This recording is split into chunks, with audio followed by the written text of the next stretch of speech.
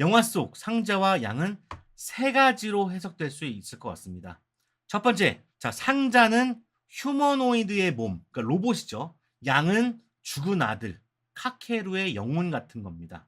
자, 두 번째, 상자는요, 가정입니다. 가정. 그리고 양은 행복입니다. 자, 세 번째, 상자는 좋아요, 구독. 영화 상자 속의 양은 2026년 6월 10일 개봉한 일본 SF 영화입니다. 제79회 칸 영화제 경쟁 부문에 초청되었습니다. 저는 개봉일 극장에서 관람을 했습니다. 자, 원작이 없습니다. 다만 세텍쥐페리의 소설 어린 왕자에서 영감을 받아서 제작되었고, 제목 또한 어린 왕자의 한 구절에서 따왔습니다. 자, 줄거리 가보도록 하겠습니다. 코모토 부부는 어린 아들 카케루를 사고로 잃었습니다.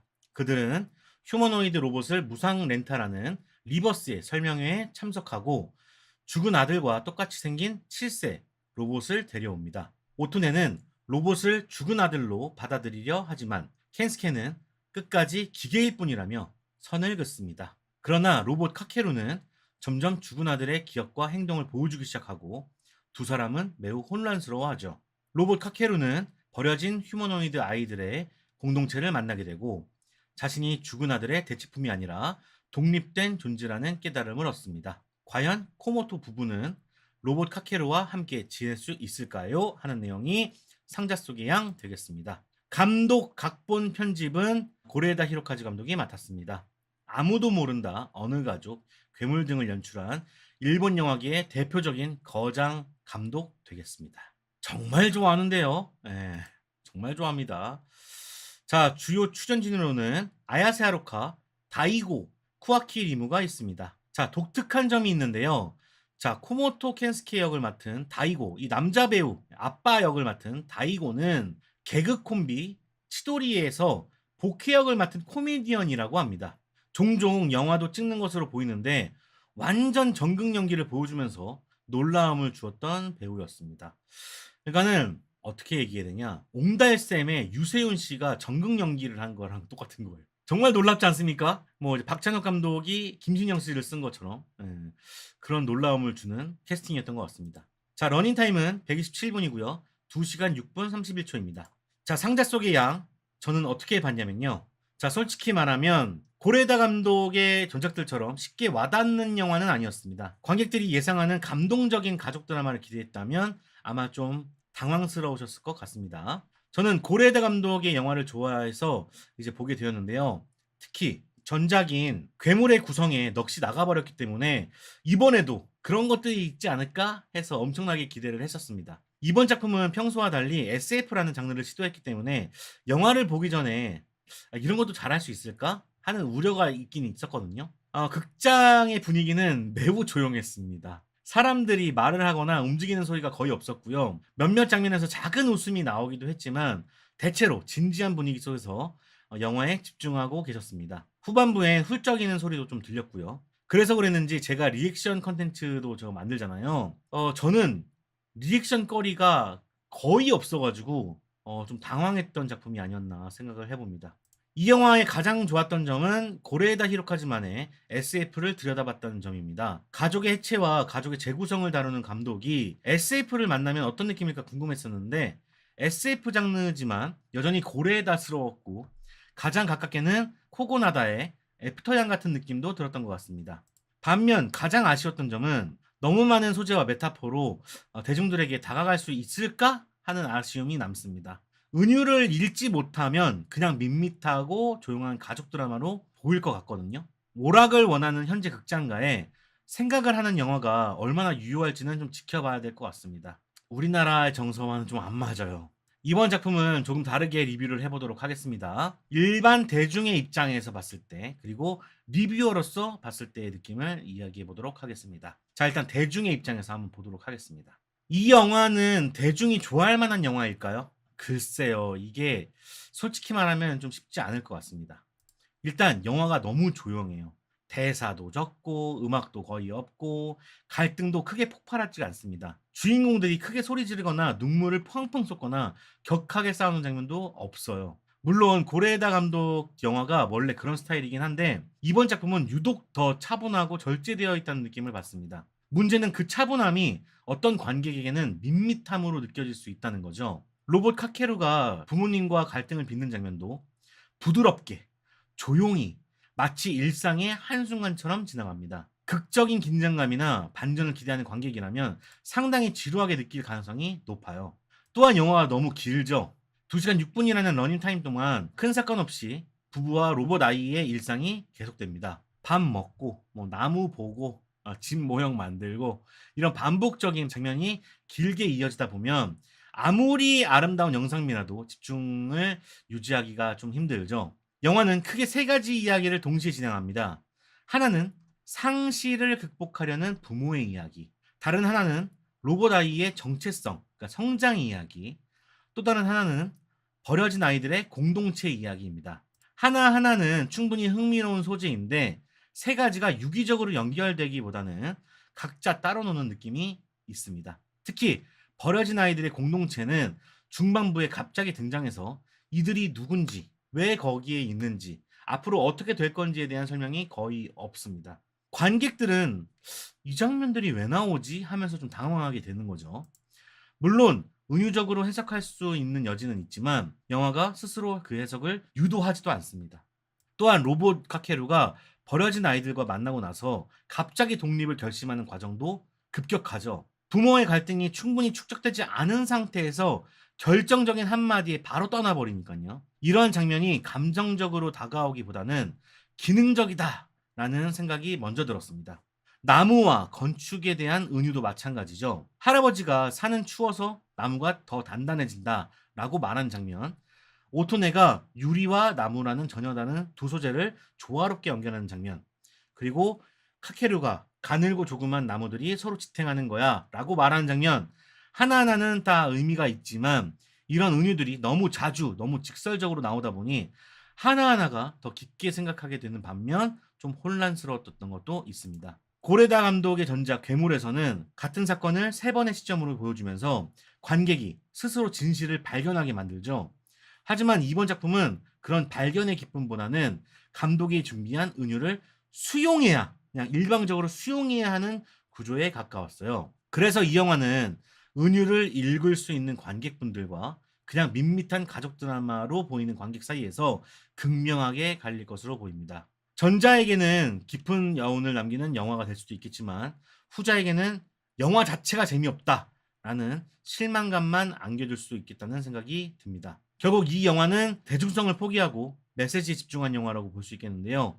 상업적 흥행보다는 칸 영화제 경쟁 부문에 어울리는 예술 영화의 성격에 더 강하다고 생각이 듭니다. 하지만 그렇다고 해서 이 영화가 완벽한 예술 영화인가 또 하면은 그건 또 아닙니다.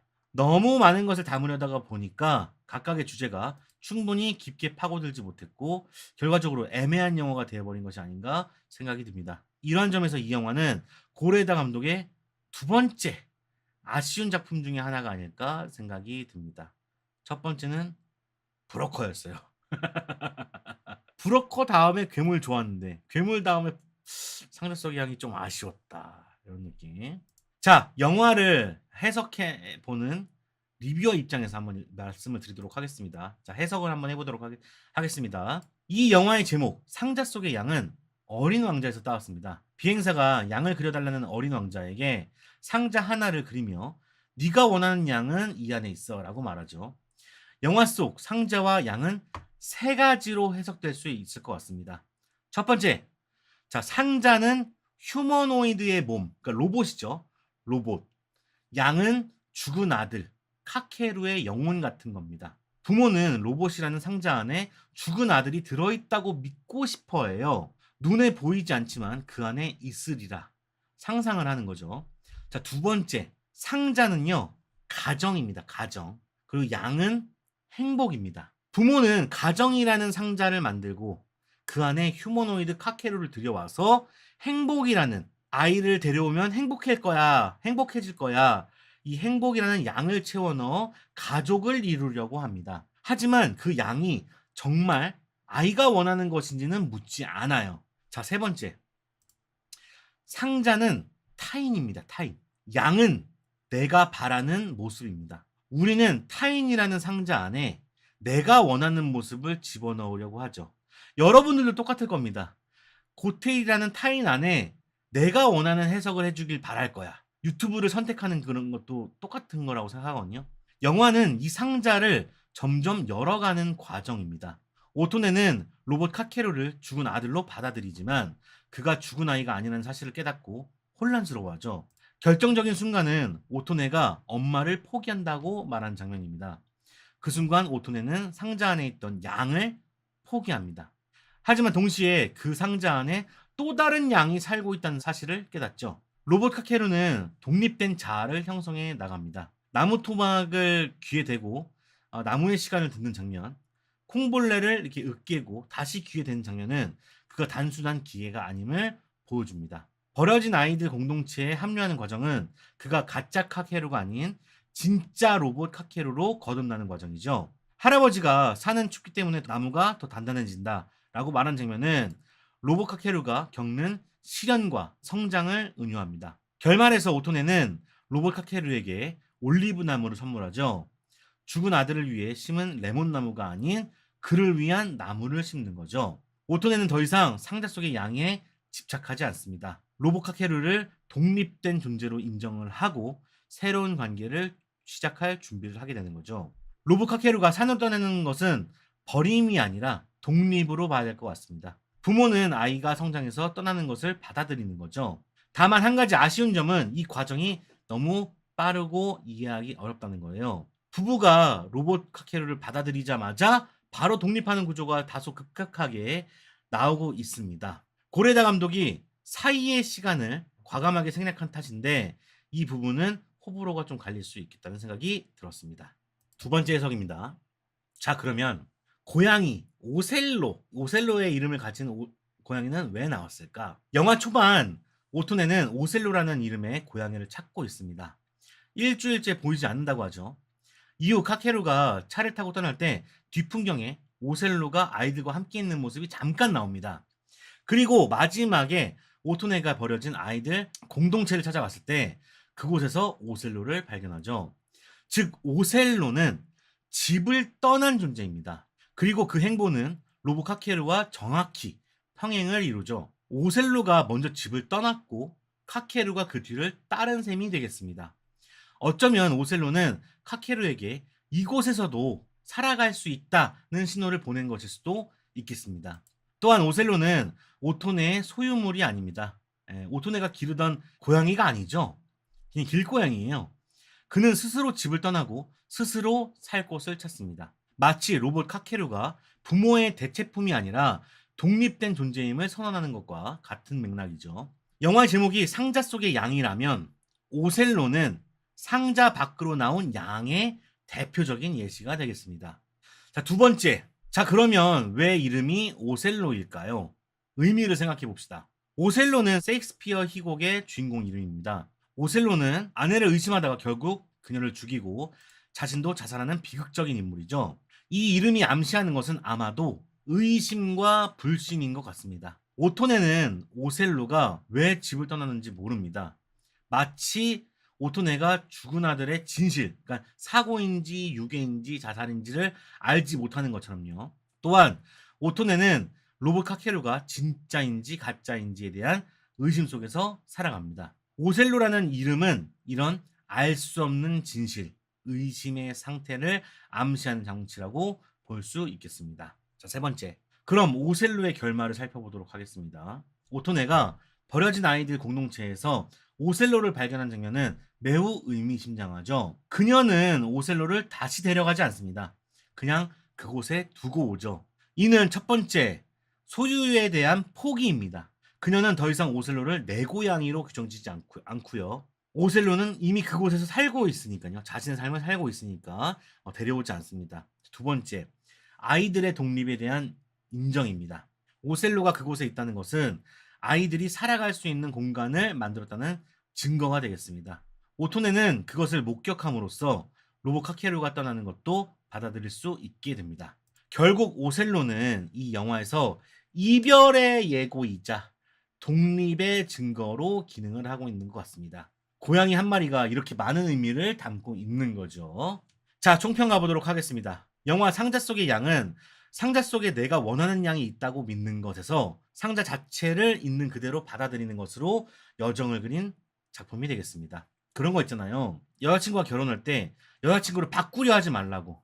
여자친구 자체를 그냥 사랑하라고. 그런 얘기 있잖아요. 그 사람은 상대방은 몇십 년 동안 그 성격으로 살아가고 나도 몇십 년 동안 그 성격으로 살아왔는데 그 서로 안 맞는 성격끼리 자꾸 맞춰가려고 하다 보면은 힘들어진다. 그러니 그 사람을 인정하고 포용해라. 그런 얘기가 있잖아요. 그런 것과 비슷한 맥락이라고 보시면 되겠습니다. 타인을 자신의 틀 안에 가둬두지 말라는 얘기야. 로봇이라는 SF 장르를 통해 인간의 상실감과 치유, 그리고 관계의 본질을 묻습니다. 죽은 아들을 대체하려는 부모의 집착, 그리고 그 집착에서 벗어나 독립된 존재로 성장하는 로봇 아이의 이야기는 쉽게 다가오진 않지만 오래 생각하게 만들고 있습니다. 대중의 입장에서 보면 이 영화는 고레에다 감독의 SF 도전작으로 기억될 것 같습니다. 하지만 전작들에 비해 쉽게 감동하기 어렵고 느릿느릿하지만 다소 산만하게 느껴질 수가 있어요. 개인적으로는 이 영화가 던지는 질문이 더 중요했습니다. 나는 누군가를 내가 원하는 모습으로 가두고 있지 않은가? 상자 속의 양을 상상하는 데만 급급하지 않았는가? 생각해 보게 됩니다. 이 영화는 SF 가족 드라마의 교차점에서 쉽지 않은 질문들을 던지는 작품이 되겠습니다. 명쾌한 답을 원하시는 관객들에게는 전혀 추천하지 않습니다. 하지만 상자 속의 양이 무엇인지 스스로에게 물어보고 그러고 싶다면 한 번쯤은 볼만한 작품이라고 생각합니다. 자, 여러분들 댓글 한번 읽어보도록 하겠습니다. 김신영님처럼 개그맨과 개그우먼 분들이 정말 연기를 잘하시는 것 같더라고요. 개그맨 분들은 코미디 연기를 하시는 분들이기 때문에 연기가 어느 정도 출중해야 잘 된다고 봅니다. 일본에서는 이런 사람들이 굉장히 많아요. 개그맨인데 갑자기 연기를 되게 진지하게 하는. 근데 또 잘 어울리는. 우리가 이제 가장 큰 예시를 들 수 있는 게 배트맨이지, 배트맨. 코미디 배우가 배트맨에서 과연 성공할 수 있을까? 굉장히 성공을 했죠. 마이클 키튼이. 자, 독립영화 느낌이라서 흥행에 기대하기는 어렵죠. 그렇습니다. 요거는 이제 전 세계 월드 릴리즈를 해서 성공을 거둬야 되는 작품인 것 같습니다. 테일링 감상으로는 많이 아쉬워 보이나 봅니다. 이게 이전에 기대했던 작품들이 있으니까, 이전에 너무 재밌게 봤던 작품들이 있으니까 그 작품에 비해서 조금 아쉽다는 생각이 들었어요. SF의 맛이 초반에만 느껴지고 후반부에는 거의 안 느껴집니다. 그래도 이번 작품에서도 고레에다 감독님의 영상미가 예쁘게 느껴지셨나요?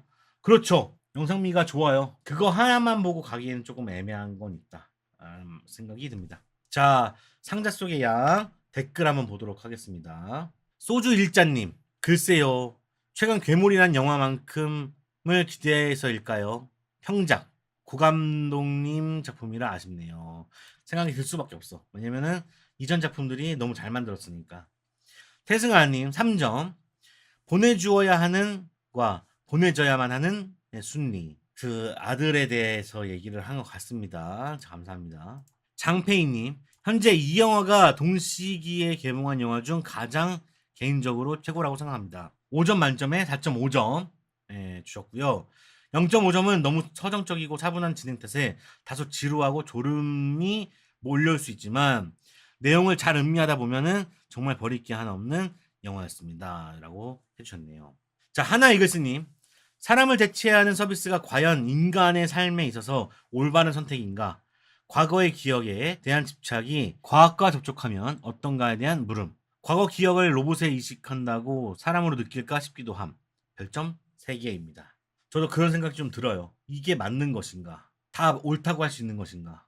그렇지만은 않다. 자, 좋아요 하나씩 누르고 저는 별점을요.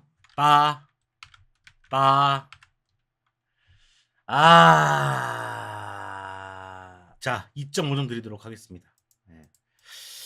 3점에서 2.5점 와리가리 해요.